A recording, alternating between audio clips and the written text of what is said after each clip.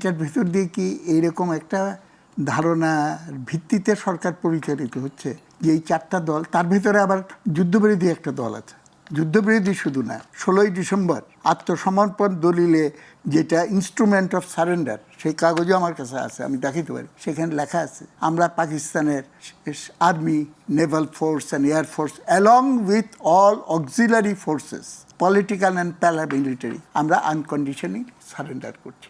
সুতরাং আমার বিবেচনায় এই ডকুমেন্টটা ইন্ডিকেট করে ক্লিয়ারলি অ্যান্ড ক্যাটাগরিক্যালি, পাকিস্তান যদি দুঃখ প্রকাশ করে, পাকিস্তান সেনাবাহিনীকে আমরা কিন্তু ঢাকায় ক্যান্টনমেন্ট করতে দিতে পারি না। যারা সারেন্ডার করেছে বাই সাইনিং দিস ইনস্ট্রুমেন্ট, এবং সেইটার কোনো শক্তি কিন্তু বাংলাদেশে কাজ করার অধিকার নেই। এবং সেই রকম একটা দল সহ যে আলোচনা করে সমস্ত জাতির চিন্তাভাবনাকে তারা রিপ্রেজেন্ট করছে, এরকম একটা ধারণার বশবর্তী হয়ে, এটা নতুন নয়, এর আগেও হয়েছে, সেটা সঠিক বলে আমি মনে করি না। এইটা হলো কারণ। কিন্তু জিনিসটা খালি এখানেই, এইটা কেন এরকম হলো, কেন